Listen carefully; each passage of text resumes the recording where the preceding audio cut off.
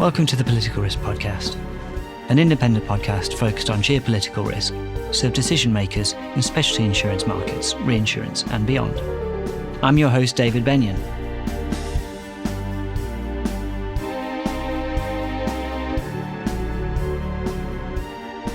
Happy New Year, everybody. The early signs for 2024 are that we're looking at events in the Red Sea, the Middle East, Latin America. I don't think there's any doubt we're going to see much more geopolitical tension. We're not going to see any let-up in geopolitical risks around the globe this year. So lots to talk about. I'm excited to say that my guest for this episode, recorded just before the holiday break, is Tench, Divisional Director, Head of Middle East and Africa Catastrophe Analytics at Gallagher Re. So we have a reinsurance broker this time. Now, I'm certainly not a numbers guy. I'm a history nerd. And the subject matter we cover isn't the easiest to model among insurance risks. But when I began this podcast, I had a vague concept of an episode focused on the numbers, data and modelling. And here we are, which is why I'm very glad that my guest today got in touch with me to say that modelling terrorism and political violence are his passion. So Stephen, welcome to the podcast. Thank you for having me. So Stephen, terrorism and political violence models, surely this has got to be one of the hardest areas of the business to model. Is that part of the attraction for you? Yeah, I would definitely say so. I think when it comes to modelling in this industry as a whole, if you look at things like natural catastrophes, they've been studied for a long time and the models are very well developed. But I think when it comes to the terrorism space, there's still quite a big niche that needs to be filled. And as you said, it's very interesting because it requires a different mindset, a different focus, a different set of data to work with. And I think because of that challenge and obviously being an academic at heart, I find it a really interesting field to tackle. Next, I'll ask you for a bit of an explainer, if you don't mind. So this is a volatile market with entrants as well as exits. For instance, within the past year, we saw CNA Hardy announce it was going to stop offering PV. We've seen improvement in rate, but we've also seen significant claims activity, hence those revolving doors. So at Gallagher Re, you're on the reinsurance broking side. Your clients are carriers and MGAs in this lines of business. So reinsurance pricing has risen broadly, 1/1 this year, but particularly the one before that. But reinsurers have also been keen to add rates specifically to price in exposure to strikes, riots, civil commotion, so basically PV, where it lies within insurers' property books. So please provide an explainer, first about where you see the market right now for terrorism and PV, and also how your models are used for Gallagher Re clients. The market as a whole has had kind of a double whammy in recent years. So firstly, we've obviously been swept up in the hard market that everyone's had to face. And as you mentioned, because of that, all the composite policies have unbundled. So everyone now has to start looking at their PV portfolio in a lot more detail. And that obviously introduces a lot of challenge, especially if we go back to the idea that really in this space, the modelling solutions aren't particularly sophisticated and aren't really matching what the clients need to understand their view of risk. And then you add to that, obviously, the recent conflicts that we've seen around the world. And I think the big thing there is the unknown unknowns. We know the exposure that sits there, but we don't really know how much of that is going to be actually lost at the end. So obviously, it's both the property damage, but the other big unknown as well is the BI, the business interruption, and how you capture that. So you've had all these factors together now, which is obviously starting to push up rates significantly. And then when you start getting people leaving the market as well, that just accelerates that trend. So because of that, our clients require a way to properly understand what their exposures are, what the losses are that they could expect so they can start reserving for these things properly. And so as part of our offering at Gallagher Re, what we're doing is expanding out our PV models. So across the space, we're looking at terrorism and looking at strikes, riots, civil commotion, SRCC, to really understand on the ground what those losses might look like. So what we want to try to do is essentially take what we're doing in the Nat Cat space. So we think about an earthquake loss, you produce an OP curve, you can get a distribution of losses. And we want to do the same thing in the terror space or the SRCC space. But obviously, if you have a big conflict going on, you can't just go in and start looking at the losses because it's very dangerous. So we need to have some idea of how we can get a grasp on what the probability of that loss might look like. And so that's where we're trying to kind of define our own angle here, is to basically replicate the natural catastrophe type modelling output in the political violence space so that we can have a proper idea of what the range of losses might be so our clients are better aware of what their view of risk actually is. So we're primarily talking about insurance carriers and MGAs doing terrorism and political violence business, primarily in the London market.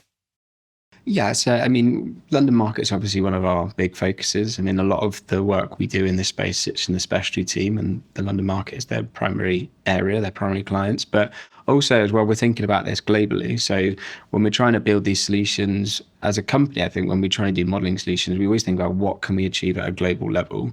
So, for example, what we're trying to do in the PV space is make something that could be replicable across the world. So, maybe we're just focusing on London market, maybe focusing on North American exposures. But also as well, obviously, from my perspective as head of Middle East and Africa, we're also thinking about how we can approach those territories as well. And then that obviously introduces quite a lot of interesting challenges, because in very developed markets, obviously it's quite easy to go away and get, really sophisticated maps, really good understanding of terrains, population data, et cetera. But in other parts of the world where that data is lacking, that's where you need to kind of think differently about these modeling solutions. So although we're focused on the market, we really have a global ambition to make this something that we can apply to clients anywhere in the world, any exposure that people are interested in.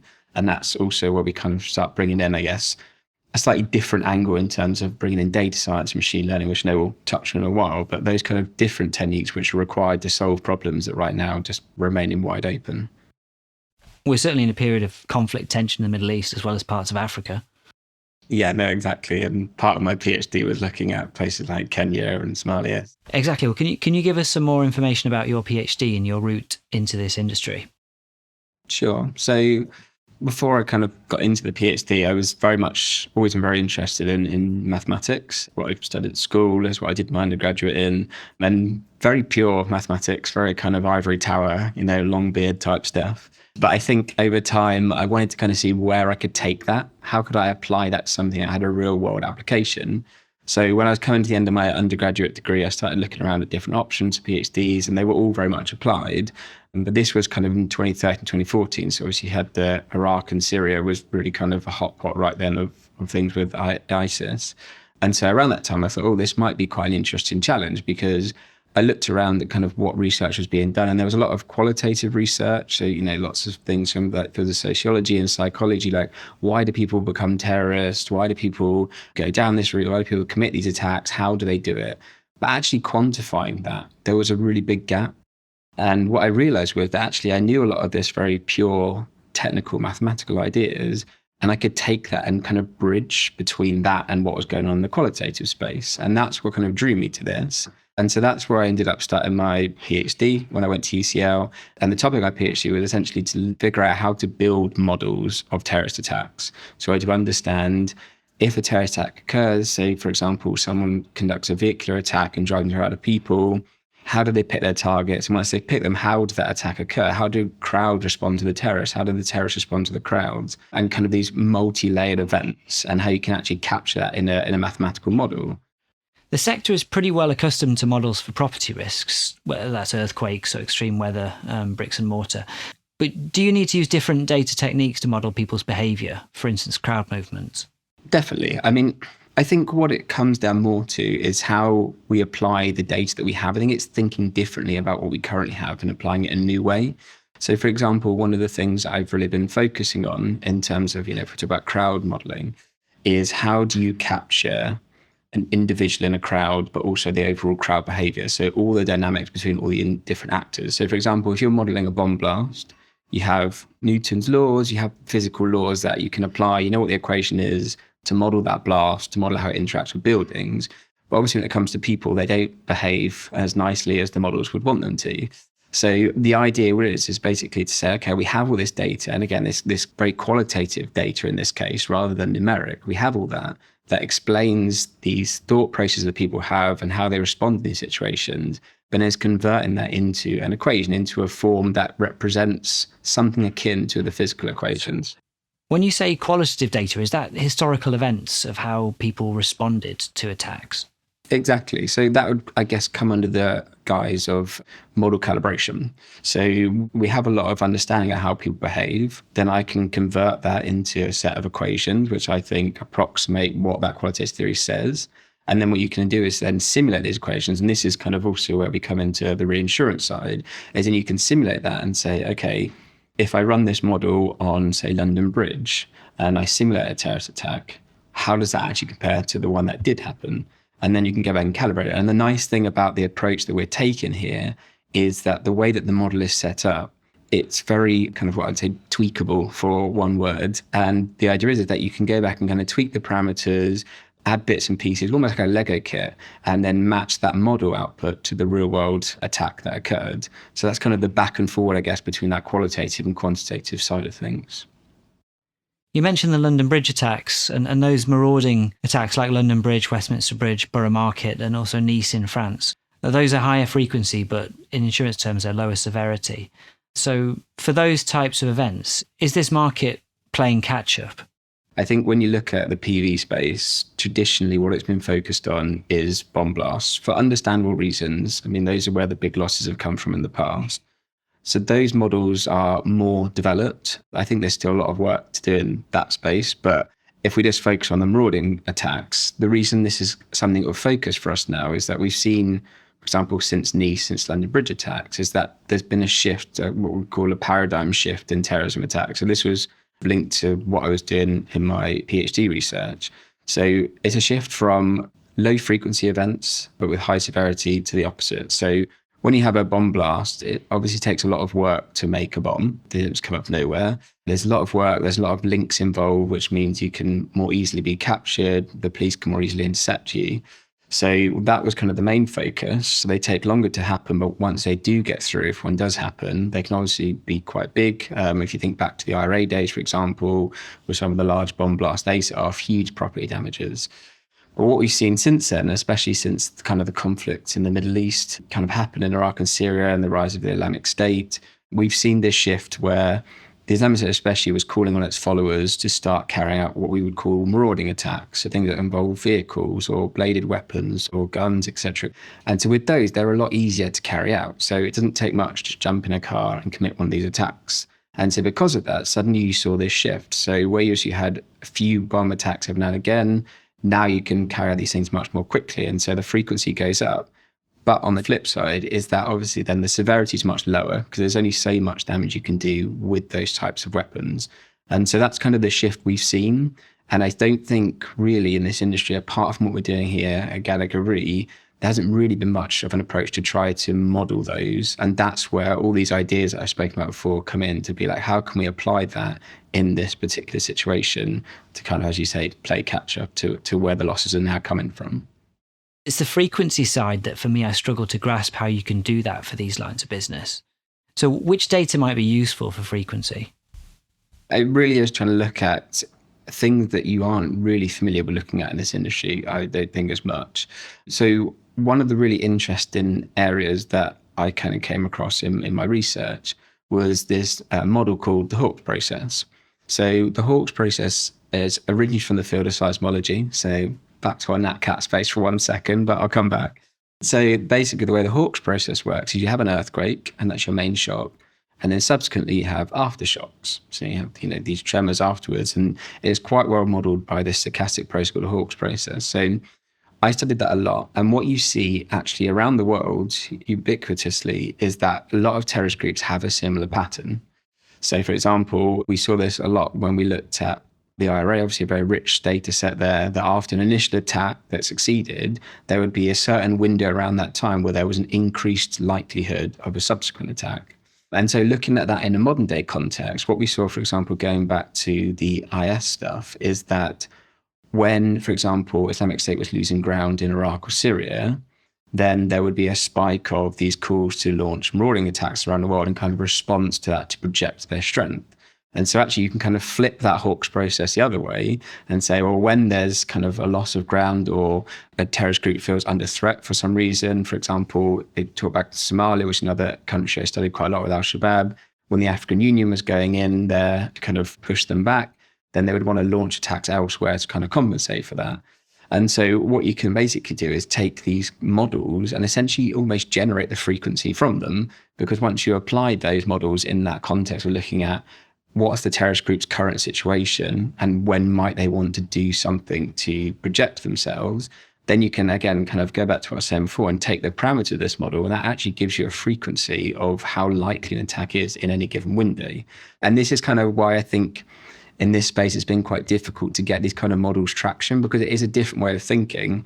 But I think the important thing to remember here is this is a very different field from NatCat, and I think that's why it's important to be looking at these approaches. But that's kind of the idea. But then obviously, to build those models as well, as you said, you kind of factor in, different risk factors around the world. state instability. If you think about SRCC, for example, we think about the cost of living crisis, those all kind of feed into that as well. And for severity, what data or modelling techniques are you exploring there? There's a partnership with UCL, for example, right? Yeah, so this is something we're currently setting up at the moment. So at Gallagher, we have the Gallagher Research Centre. So the idea of the Gallagher Research Centre, or the GRC, is that it allows us to reach out to academic partners and set up partnerships. They have funding, set up partnership, whether that's via master's degrees or PhDs or postdocs.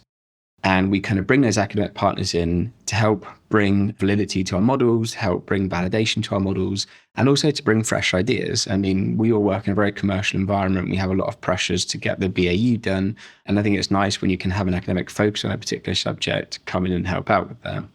So when it comes to kind of the frequency side of things, yeah, we're currently exploring actually my old department, the UCL Security and Crime Science Department, with a partnership there through the GRC, which we're going to start in the new year.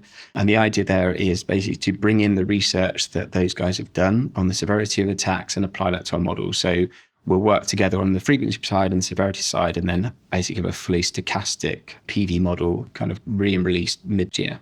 So then also on the severity side of things, I think what's also key to remember here is that what we are trying to do is not provide a silver bullet to say an attack will occur on this date with this loss. Our approach here as reinsurance brokers to provide a range of views of what size the loss could be and when. So you think about your AP curve, what's your 1 in 5, 1 in 10, that's how the reinsurance purchases are done. And that's what we're very much focused on. And I remember this funny story from my PhD where I got interviewed about what I'd done, and the headline read something about the eerie maths that predicts terrorist attacks. And it's not trying to predict the terrorist attack. This isn't a Jason Bourne kind of moment.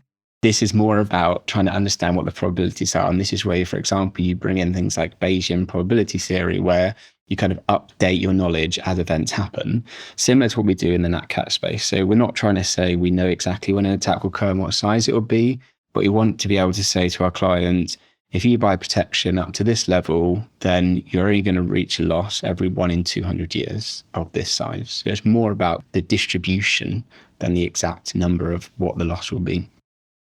So what do you think is the bigger challenge, modelling frequency or modelling severity? I think modelling the frequency.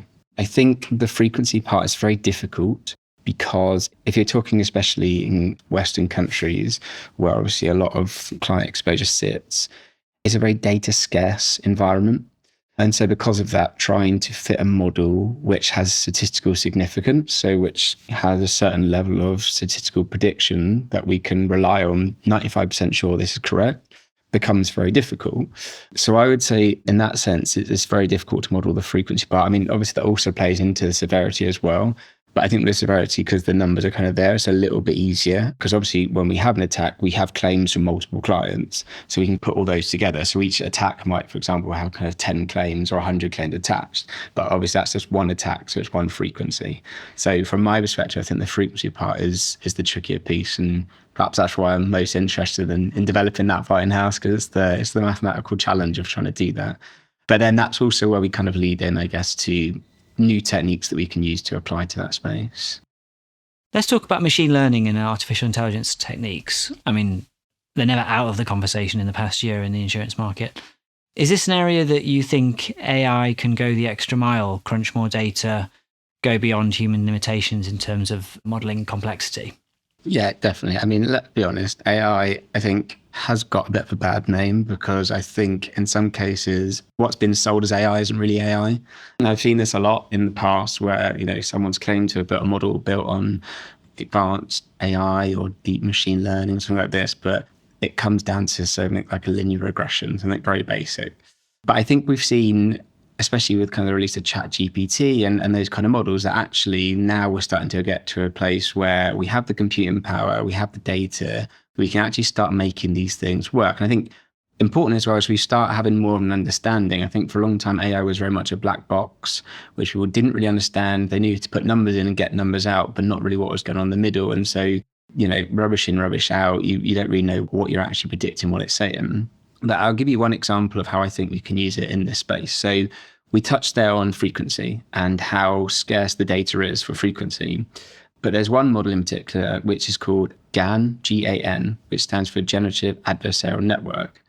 So the idea of a GAN is that you can take data, and there's kind of two sides, kind of a good cop and a bad cop side.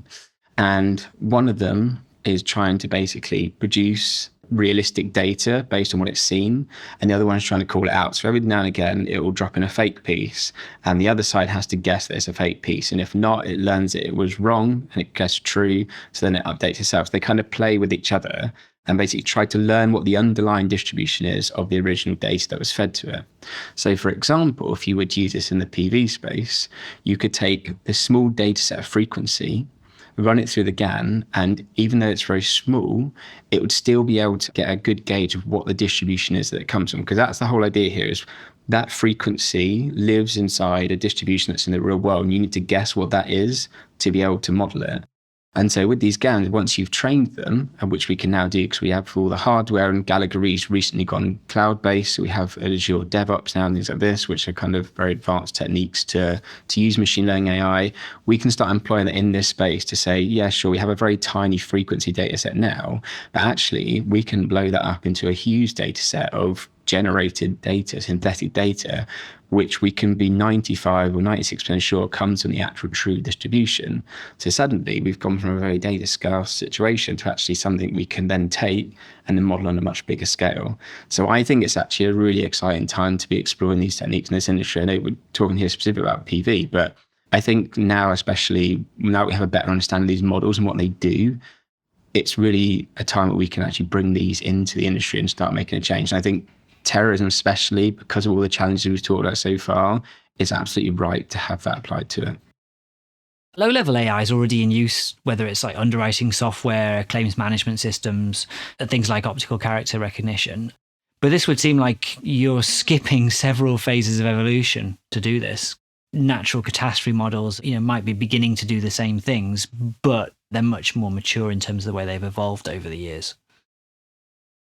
I don't like to do things by half measures, so I thought we'd get straight in the deep end. But I think it was somewhat fortuitous, I suppose, from my own perspective, that I finished my PhD at just the time when these models were really coming to fruition. But I think, as you said, we've talked a lot about the various challenges in this field. And I think you have to kind of find a way to bypass those earlier phases, because I think even if you look at bomb blasts, it was stuck for such a long time with quite simplistic approaches to modeling exposures as just rings on a map and just 100% damage in the first circle. And it took a long time to get to computational fluid dynamics and understanding blast risks and things like that. But I think when you're talking about crowd modeling, people modeling marauding attacks, then that's a whole new ballgame again. And so actually, this is why, as a company, we're very interested in now exploring the opportunity to make these models, is because we now have these techniques which close that gap. And perhaps that goes some way to explaining why it took so long to get here. We didn't have the techniques then. We didn't have a way to get the data that we needed to have.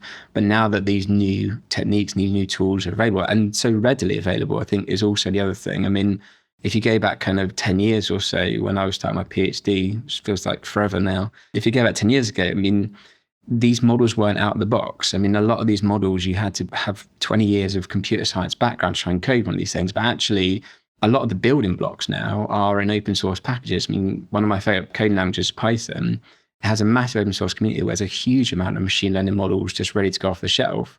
And then you can take those and adapt them to the context of what you're doing. So now that all that stuff is there in front of you, I think it's really ready to go. Do you think there's an issue with getting the message out about all this to drive awareness of what's possible using the data, as well as stepping up to the modelling challenges?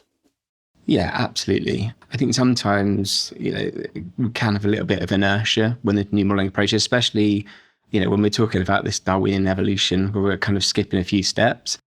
I think sometimes that takes some time to get through and kind of make traction.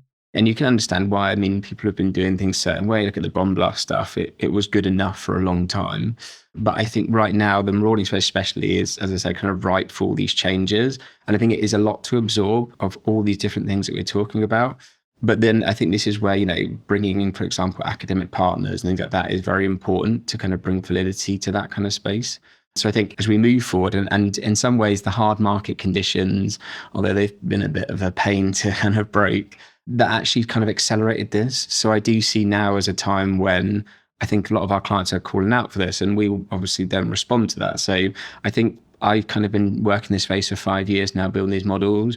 But I think now, especially at the time where I've really seen the market asking for this and needing something to address these problems. So there's a message to get out, which is we have all the tools, techniques to do this now. And I think it's just getting people comfortable with all these things. And I think from there, I think we are going to see a really big shift in the modelling of this space in the years ahead.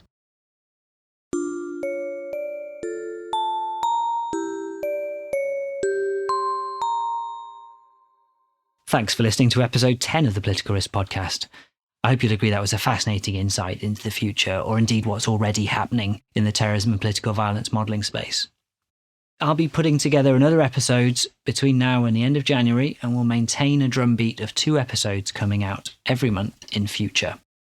And really, it's just reflecting the world we live in. There's so much going on geopolitically, whether it's the Red Sea, whether it's Latin America, whether it's the recent elections in Taiwan. There's just too much to talk about, really. So just to give you a flavour of some topics coming up. Aviation war renewals. Also marine war. With what's going on in the Red Sea, we couldn't not talk about that. Got a cyber risk episode coming up. Malicious risk trends for 2024. Also covering the 2-year anniversary of Russia's 2022 invasion of Ukraine. And also really varying the types of guests. So I'm going to continue having people like risk modelers, brokers, insurers, reinsurers, but also outside geopolitical risk experts and authors, historians. I think it's really vital that, considering the types of risks that we are covering on this podcast, that it's important to go a bit beyond the market, provide the context. Otherwise, I don't think you can do this business at all. So plenty to talk about, and I look forward to sharing it all with you. I've been your host, David Benyon. My guest was Stephen Tench at Gallagher Re. Production was by Peter McGill, and my cousin Lawrence Durkin provided the music.